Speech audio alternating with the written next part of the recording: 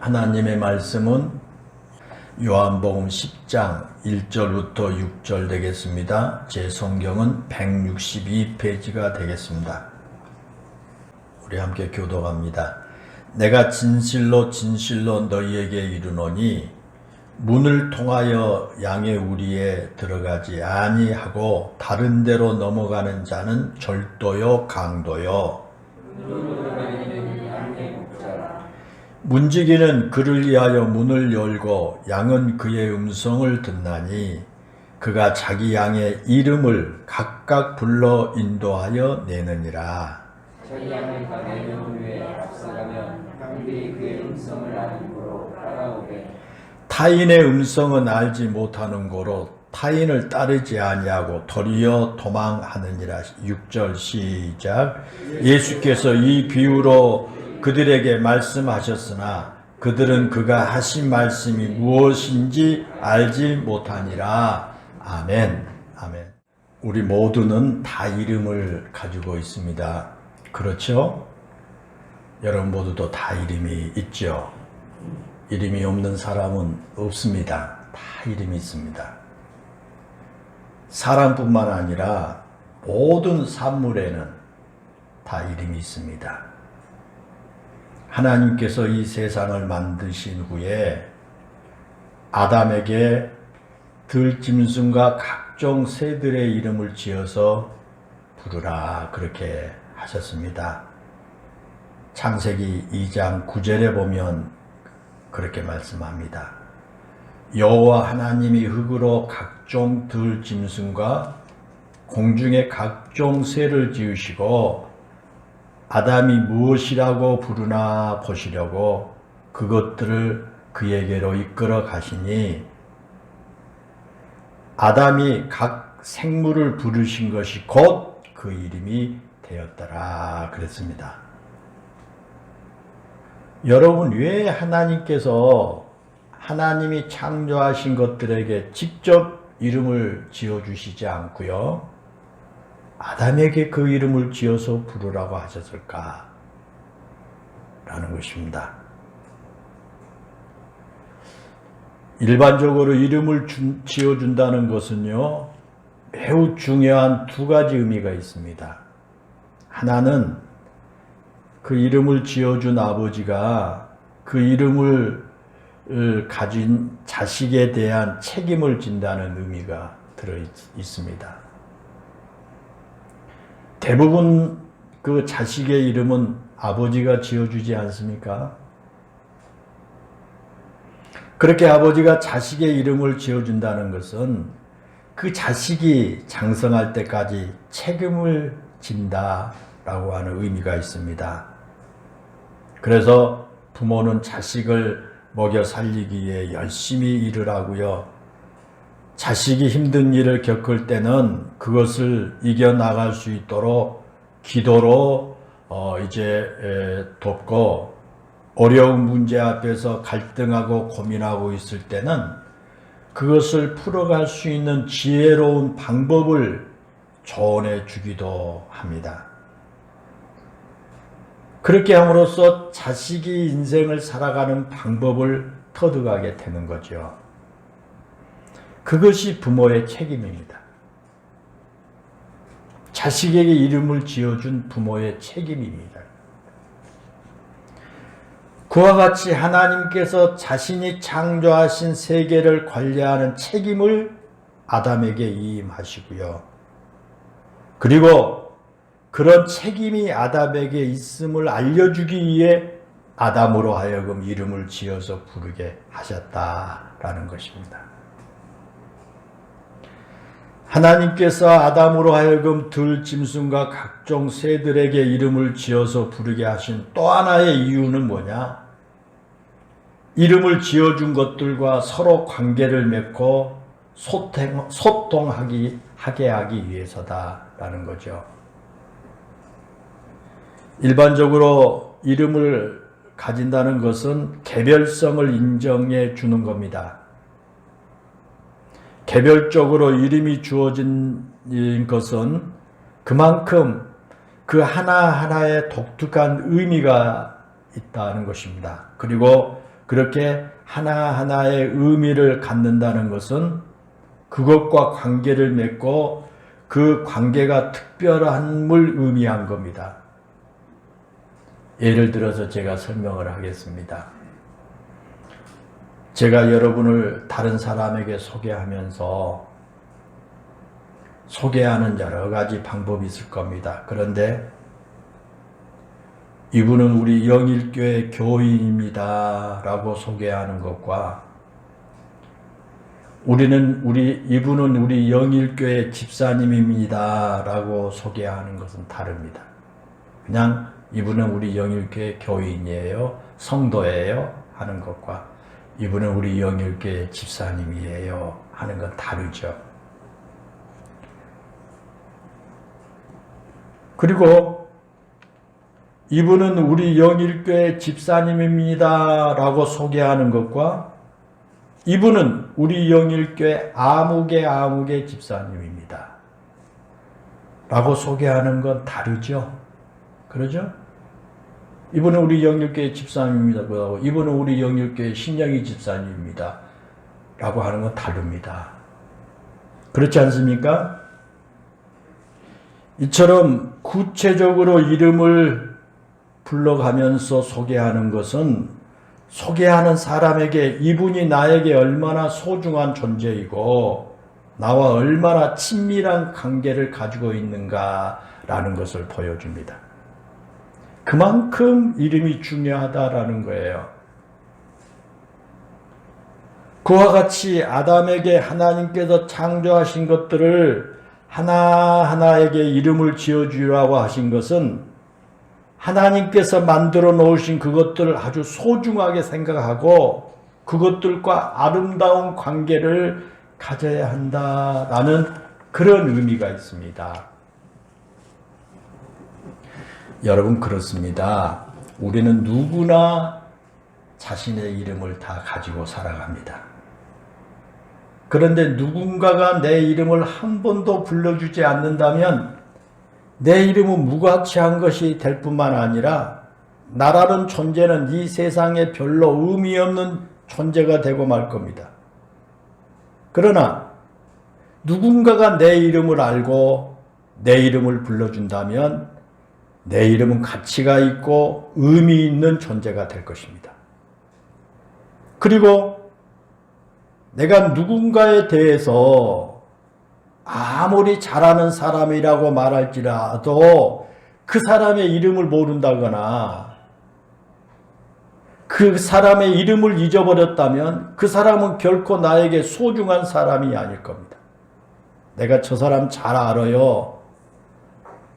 말한다고 할지라도 내가 그 사람의 이름을 모르고 그 사람의 이름을 잊어버렸다면 말만 그렇지 그 사람은 나에게 소중한 사람이 아닐 것이다 그 말이에요. 소중한 사람은 반드시 그 사람의 이름을 압니다. 그렇죠? 소중한 사람은 그 사람의 이름을 부릅니다.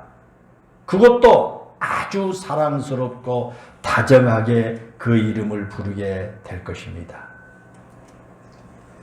오늘 우리가 읽은 이 본문은 우리에게 이 이름이 얼마나 소중한가를 가르쳐주는 말씀이에요. 우리의 이름이 얼마나 중요한가라고 하는 말은 내 이름의 뜻이 얼마나 고상한가라는 의미가 아니에요. 그 이름의 뜻대로 살아가야 한다는 거예요. 그게 중요합니다. 그 이름의 뜻대로 살아가야 한다. 그래서 우리에게 학생이라는 이름이 붙어 있다면 학생답게 살아가야 합니다. 말만 학생이 아니라 학생답게 살아야 합니다.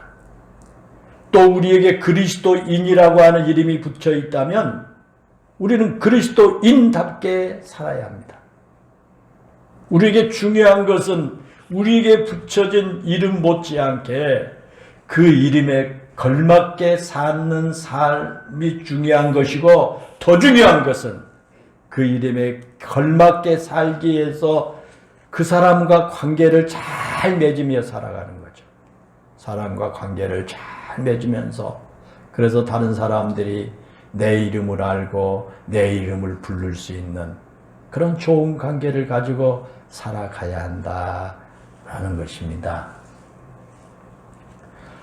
오늘 본문은 우리와 예수님과의 관계를 양과 목자의 관계로 설명하고 있습니다. 그 본문 3절에 보면 이렇게 말씀합니다. 문지기는 그를 위하여 문을 열고 양은 그 음성을 듣나니 그가 자기 양의 이름을 각각 불러내느니라 그랬습니다.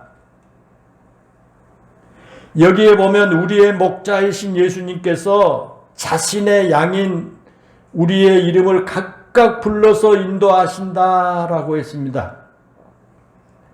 이건 굉장히 중요한 말씀입니다. 일반적으로 목자 한 사람이 작게는 30마리, 많게는 70마리의 양을 돌본다고 합니다.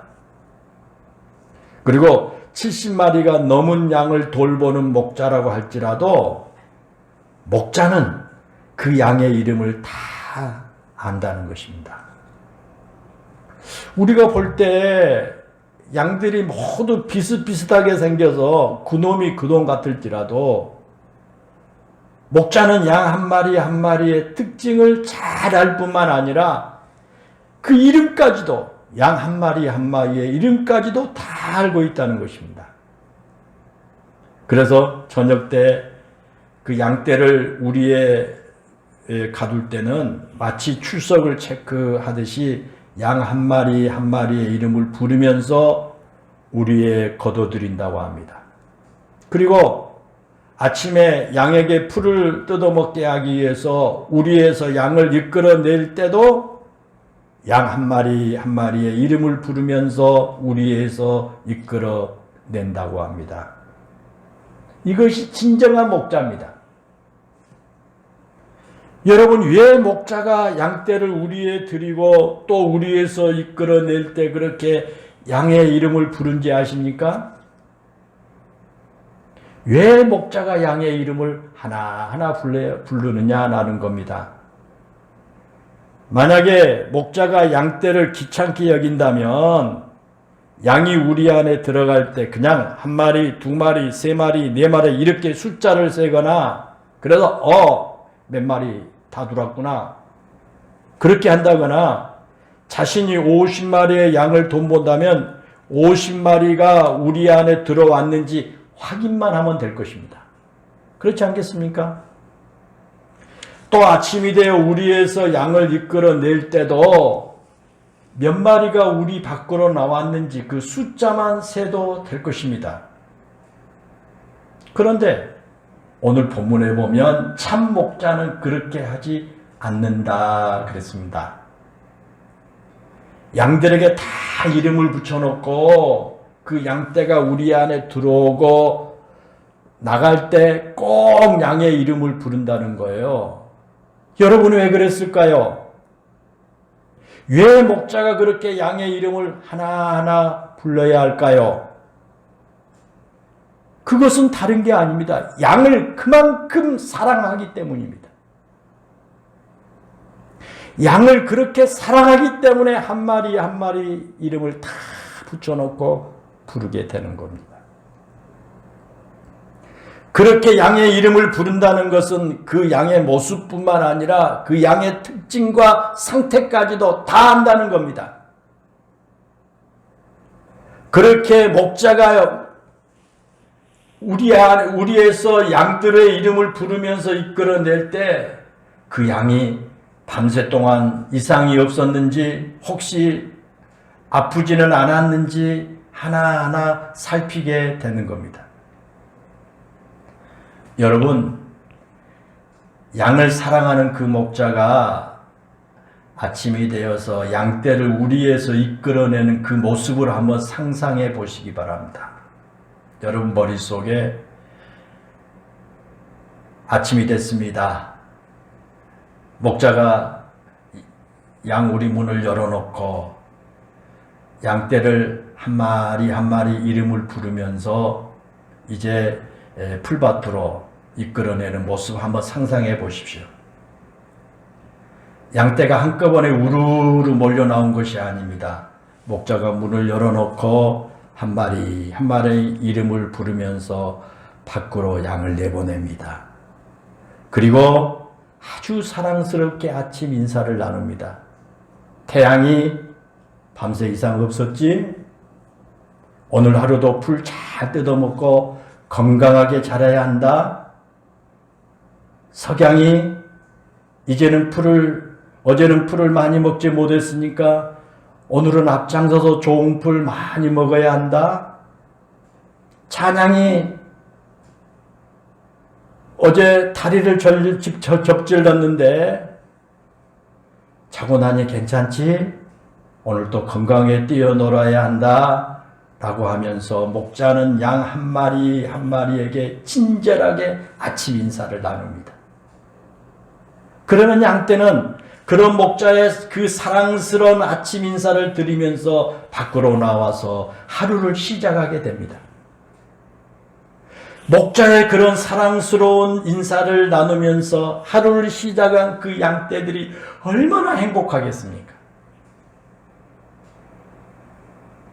사랑하는 여러분, 그렇게 다정하고 사랑스러운 음성으로 양떼의 이름을 부르며 우리에서 이끌어 내주신 목자가 바로 우리 주님이라는 겁니다. 우리 하나님은 우리 성도들의 이름을 모두 다 아십니다. 우리 하나님은 지금 예배를 드리고 있는 여러분 각자의 이름을 다 아십니다. 그리고 다정하고 사랑스러운 음성으로 여러분에게 말씀합니다. 아무개야, 내가 오늘 나를 만나려 왔구나. 내 마음을 내가 안다. 내가 지금 얼마나 피곤한지도 내가 알고, 내가 지금 무엇 때문에 그렇게 걱정하고 있는지 내가 다 안다. 아무개야, 내 은밀한 기도 소리를 내가 다 듣고 있단다. 그렇게 주님 말씀하십니다. 우리가 양떼들이 들녘에서 풀을 뜯고 있는 모습을 보면 양들이 별반 다르지 않는 그저 양떼일 뿐이지만 목자가 볼 때는 그 양 한 마리 한 마리에 다 이름이 있고 특징이 있습니다. 그래서 목자는 어떤 이름을 가진 양이 풀을 잘 뜯어먹고 있고 어떤 이름을 가진 양이 풀을 잘 뜯어먹지 않고 한쪽 구석에 쪼그리고 앉아 있는지 다 살피게 됩니다. 여러분, 그렇습니다. 우리의 선한 목자이신 하나님도 그렇습니다. 우리는 내가 힘들 때 하나님이 나를 도와주시지 않는다고 투덜거릴 때도 있습니다. 마치 내 주변에 아무도 없고 나 홀로 애토리로 살아가는 것처럼 느껴질 때도 있습니다. 그러나 그때도 우리의 선한 목자 되신 하나님께서 나를 주목하고 계신 줄로 믿습니다.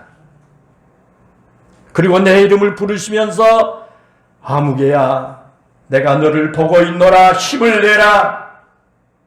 아무개야, 걱정하지 말라. 내가 너에게 힘을 주노라고 말씀하신 줄로 믿습니다. 사랑하는 여러분, 여러분은 하나님께서 여러분의 이름을 부르시는 그 음성을 들어보신 적이 있습니까? 여러분 지금까지 신앙생활하면서 하나님이 내 이름을 부르시는 그 음성을 들어보신 경험이 있느냐는 겁니다. 여러분이 기도할 때 아무개야, 내가 너의 기도를 들었노라고 하신 하나님의 음성을 들어본 적이 있습니까? 여러분이 찬송할 때 아무개야, 내가 너의 찬송을 기뻐하노라 라고 하신 하나님의 음성을 들어보신 적이 있습니까? 여러분이 지쳐있을 때 아무개야, 힘을 내라. 내가 너와 함께 있단다 라고 하신 하나님의 음성을 들어보신 적이 있느냐는 겁니다. 만약 여러분이 그렇게 여러분의 이름을 부르신 하나님의 그 음성을 들었다면 그 한마디로 인해서 평생 하나님을 잃어버리지 않게 될 것입니다. 아무리 여러분이 어렵고 힘든 일이 있을지라도 그런 일들이 여러분 앞을 가로막고 있을지라도 결코 낙심하거나 좌절하지 않게 될 것입니다. 창세기 16장에 보면 이런 이야기가 나옵니다. 아브라함의 아내 사라가 출산하지 못하게 되니까 아브라함과 그 아내 사라가 그 사라의 몸종 하갈을 통해서 자식을 얻기로 합의를 하고요. 두 부부의 계획대로 그 몸종 하갈이 아브라함의 아이를 잉태하게 되었습니다. 그런데 문제가 발생했습니다. 하갈이 아브라함의 아내를 잉태하게 되었다는 그 사실을 알고 난 이후부터 그녀에게 교만한 마음이 들기 시작합니다. 그래서 그 여주인 사라를 멸시해요. 자식이 없는 갖지 못한 그 사라를 멸시합니다. 자기가 이제 아브라함의 자식을 잉태했다는 거죠. 그러자 사라가 이게 견딜 수가 없어요. 그래서 아브라함과 의논을 한 후에 그 몸종인 하갈을 구박하기 시작합니다. 가만히 있겠습니까? 자기를 무시하고 막 그러는데. 그러자 하갈이 그런 구박을 견디다 못해서 아브라함의 집에서 도망을 갑니다. 그런데 창세기 16장 8절에 보면 하나님의 사자가 그런 하갈에게 나타나서 사레의 여종 하갈아 내가 어디서 왔으며 어디로 가느냐라고 물습니다. 하갈이 거기서 자신의 이름을 부르신 하나님의 음성을 듣게 됩니다. 그리고 그 음성을 듣고 난 후에 하나님의 지시대로 다시 아브라함의 집으로 돌아가서 아이를 낳게 된 것입니다. 그 아이가 바로 이스마엘입니다. 그리고 창세기 21장에 보면 또 이런 이야기가 나옵니다. 하갈이 도망을 갔다가 아브라함의 집으로 다시 돌아오고 나서 이제 20년의 세월이 지난 후에 그 본부인 주인 사라가 이삭을 낳았습니다. 그런데 어느 날 이삭보다 15살이나 더 많은 하갈의 아들 이스마엘이 이제 막 젖을 땐 이삭을 놀리는 모습을 사라가 보게 됐습니다. 그래서 사라가 하갈과 이스마엘을 자기 집에서 쫓아내버렸습니다. 그러자 그렇게 쫓겨난 하갈과 이스마엘이 브엘세바 광야에서 물이 없어서 죽음 직전에 있습니다. 사경을 헤맵니다. 그런데 그때 창세기 21장 17절부터 18절에 보면 하나님의 사자가 하늘에서 하갈을 불러 말씀합니다. 하갈아, 무슨 일이냐? 두려워하지 말라. 하나님이 저기 있는 아이의 소리를 들으셨나니 일어나 아이를 일으켜 내 손으로 붙들라. 그가 큰 민족을 이루게 하리라 하셨습니다. 그러자 하갈이 하나님의 그 음성을 듣고요 용기를 얻었고 하나님의 그 약속대로 자신의 아들 이스마엘을 통해서 큰 민족을 이루게 된 것입니다. 이처럼 하갈은 2번이나 자신의 이름을 부르신 하나님의 음성을 듣고 고통의 자리에서 용기를 얻어서 일어설 수가 있었고요. 아들 이스마엘을 통해 큰 역사를 이루어 가시는 하나님을 체험하게 됐다는 것입니다. 여러분 그렇습니다. 하나님이 내 이름을 부르시는 그 음성을 내가 듣기만 한다면 어떤 환경 속에서도 우리는 힘을 얻고 용기를 얻어 그 자리에서 일어나게 될 줄로 믿습니다. 사랑하는 여러분, 오늘도 하나님은 우리의 이름을 부르십니다. 때로는 내가 잘못해서 하나님의 뜻을 거스릴 때도 하나님은 나를 찾아오셔서 내 이름을 부르시고 나에게 바른 길로 가라고 격려하십니다. 때로는 내가 선한 일을 하다가 낙심되어서 모든 것을 포기하고 싶을 때도 하나님은 나에게 찾아오셔서 내 이름을 부르시고 힘을 내라고 말씀하십니다. 때로는 내가 너무 힘든 인생의 짐을 지고 고달파 울부짖을 때도 하나님은 나를 여전히 찾아오셔서 내 이름을 부르시며 걱정하지 말라고 위로해 주신 줄로 믿습니다. 성경에 보면 수많은 이 믿음의 사람들이 그 하나님의 부르신 음성을 듣고 힘을 얻지요. 하나님께서 미디안 광야에서 40년 동안 양을 치던 모세를 찾아와서 모세야 모세야라고 부르십니다. 그러자 모세가 그렇게 부르신 하나님의 음성을 듣고 이스라엘을 애굽에서 구원해내는 민족의 위대한 지도자가 되었지 않습니까? 예수님께서도 무화과 나무에 올라가 있던 삭개오를 향해서 삭개오야 속히 내려오라고 부르셨습니다. 그러자 삭개오가 자신을 부르신 그 음성을 듣고 예수님을 자기 집으로 영접한 후에 변화되어 새 삶을 살게 되었지 않습니까? 또 교회와 그리스도인들을 박해하는 일에 앞장을 섰던 사울이 다메섹으로 가는 도중에 예수님께서 사울아 사울아 내가 어찌하여 나를 박해하느냐라고 그를 부르셨습니다. 그러자 사울이 그 부르심을 받고 부활하신 예수님의 음성을 듣고 바울로 변화되어 일평생 세계 복음화를 위하여 헌신하게 됐습니다. 그뿐만이 아닙니다. 죽은 지 나흘이나 지나서 무덤에 묻힌 나사로를 향해 예수님께서 큰 소리로 나사로야 나오라고 부르셨습니다. 그러자 자신을 부르신 예수님의 그 음성을 듣고 죽은 지 4일이 지난 나사로가 벌떡 일어나 무덤에서 나온 일도 있었습니다.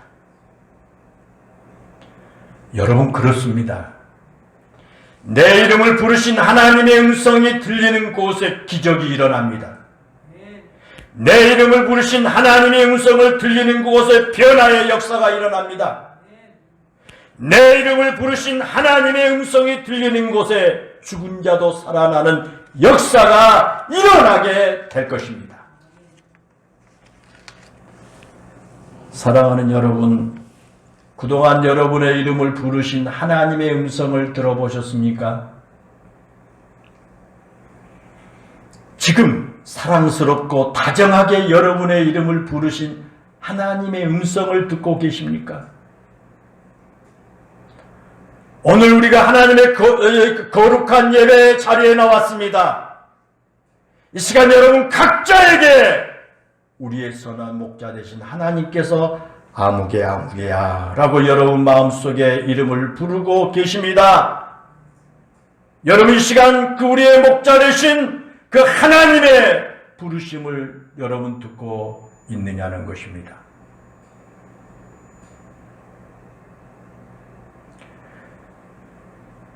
때로는 우리의 세미한 음성으로 나를 부릅니다. 따뜻하고 인재한 음성으로 내 이름을 부르십니다. 나를 사랑하신 하나님은 결코 내 이름을 잊지 아니하십니다. 내가 아무리 절망의 늪에 빠졌을지라도 하나님은 결코 나를 잊지 않을 줄로 믿습니다. 사랑하는 여러분, 여러 가지 일로 어렵고 힘들지라도 낙심하지 마시기 바랍니다. 오늘 또 하나님은 여러분의 이름을 다 기억하시고 여러분의 이름을 불러주십니다. 아무리 괴롭고 고달프더라도 포기하지 마시기 바랍니다. 오늘 또 하나님은 여러분 곁을 찾아오셔서 여러분의 이름을 부르시며 내가 너를 사랑하노라고 말씀하십니다. 어떤 형편에서도 여러분 두려워하지 마시기 바랍니다. 이 시간 여러분을 찾아오신 하나님께서 여러분의 이름을 부르면서 아무개야 너는 두려워하지 말라. 내가 너를 구속하였고 내가 너를 지명하여 불렀나니 너는 내 것이라고 말씀하십니다.